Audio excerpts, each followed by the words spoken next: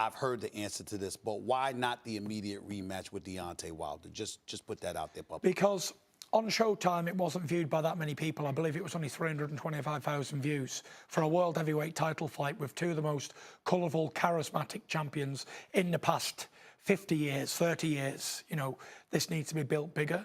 And I believe that the platform of ESPN will give me that option to make it a massive global fight. Not only 300,000 people in the United States. You know, it was viewed by 450 in the United Kingdom at 5 a.m. in the morning. So this fight needs to be built and built big, and I'm sure that ESPN gives me that platform to do so, Max. How do you feel about fighting in this era? It's not, you know, I saw Deontay Wilder hurt by King Kong Ortiz. That's a guy not everyone wants to fight, knock him out. I saw Joshua get knocked down like he was knocked cold by Vladimir Klitschko, got off the deck to knock him out. I saw you in the 12th round of a fight get hit by one of the all-time great punchers in Deontay Wilder, and I thought the fight was over.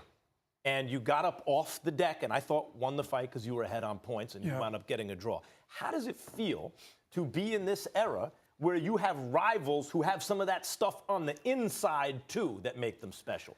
It's a great era to be involved in. You know, all of the fighters in the division at the minute are hot. They're all on fire.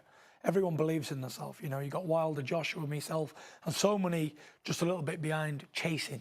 There's a mad pack of dogs chasing us, right behind us on our tail. So I hope that some of them break forward into this next echelon of fighters. Max, when I ask this question, I interject. I don't mind deferring to y'all at all. I just want to be inquisitive about this in this respect. When I hear you talk about Deontay Wilder, I hear respect. You can beat him, you know, you feel you beat him, etc., but there's respect.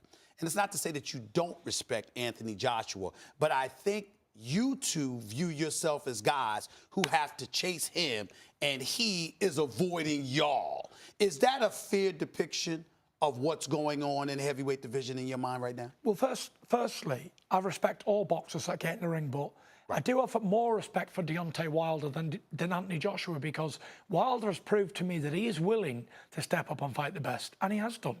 You know, he fought Ortiz. Everyone avoided Ortiz, didn't want to fight him. He stepped in the ring with me. He'd been trying to fight Anthony Joshua for so long. I proved it time and time again, going to Germany, coming to America as an underdog to fight these champions in our own country. For me, Anthony Joshua needs to prove himself on the world stage, because he's so happy fighting in England, and he fought beating Klitschko after I'd destroyed him mentally and had a war with him in a beaten fighter. So he needs to prove he's willing to step up to the plate and fight the best. You know, there was a lot of talk of them two going back and forward, fighting each other for over a year. And it took me, a fat, bald-headed guy who'd come back after 3 years out the ring, to accept a challenge to defend my country, so to say. You know, what type of a world champion is this when a guy who's been out the ring for so long has to come back and defend the throne? Tyson, I thought you just brought something up. I thought that you were done. You talked about spiraling into depression, drug abuse. You were obese. It's not just that you beat Klitschko, but then you went through that before you came back to get off the deck against Deontay Wilder. How do you now find yourself in the position you're in? How did you get here? You know, it's been a lot of hard work and dedication, and I believe every step I ever took and every left and right turn I ever made was all meant to be. I believe I had to go through all those dark times to be able to appreciate good times, appreciate small things in life, because I took a lot of things for granted in my life, Max. Everything I ever touched turned to gold, and there was a point in my life where I never appreciated nothing. Nothing meant anything to me because everything came so easy to me.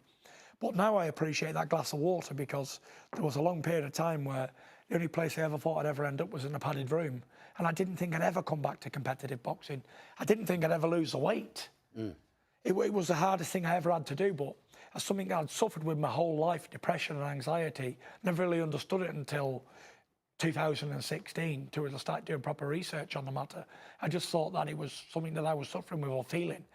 I couldn't put into words how I was feeling at that time, and I was just keeping away from everybody else until I exploded, and I needed help immediately. He doesn't talk about it. He'll even get a little ornery if you bring it up, but there have been reports that, Tyson, you donated your entire purse, I think it was from the Wilder fight, to people who needed it, essentially. Well, the thing is, what I do in my personal life is not what I want to portray over as a professional, because I'm not some do-gooder who's looking for a pat on the back off the public to say, oh, Tyson's a nice bloke, let's give him a pat on the back. You know, what I do in my life behind closed doors, that's up to me. You know, I never publicise stuff that Couldn't I do. that be an inspiration to others? You made it all the way back and then gave of yourself? Yeah, but it's not about that for me. What I do to help others is just between me and them. I don't brag about it, and I don't, like I say, I'm not some do-gooder who needs the pat on the back for helping someone who's in a worse position than I am, because I feel this way because I know what it's like because I've been in that position. And, you know, when you're on top of the world, everybody wants to be your friend and everybody wants to give you stuff for free and everybody wants to be around you. But, you know, when I was down, dark and depressed and out of everything, and I was on the verge of suicide, where were all those people then? Right. When you needed them most, when I needed those people most, when I needed that positivity around me, they were all gone. Everybody left an abandoned ship. Only the real people, like close family and close friends, you see who the real people are in life when you come to that position. God forbid you ever do. So now that you're here, and you're obviously on top of the world, and you're in a position, you're a three-headed monster in the heavyweight division, you, Wilder, and Anthony Joshua. What are you hoping for, first and foremost? I mean, is it Wilder? Is it Joshua? The question is, what is my motivation? Yes. Okay. Fair enough. There we go. Fair enough. No problem. My motivation is to be the best in my era. You know, it's not about who can create the most diverse opinions or whatever. This is about who goes down as the best of this era. You know, I already got a head start on the guys when I took the lineal championship off Vladimir. You know, I've already stepped up and fought Deontay Wilder. I think all of us need to fight more than one time apiece. You know, go back to the days of Joe Frazier, Muhammad Ali, George Foreman, Kenny Norton, all these great fights they had. They fought each other time and time again. And it's just like today everyone's afraid of losing. They don't want to step up to the plate because, oh, he said, she said, I might be better, I deserve a few more dollars or whatever.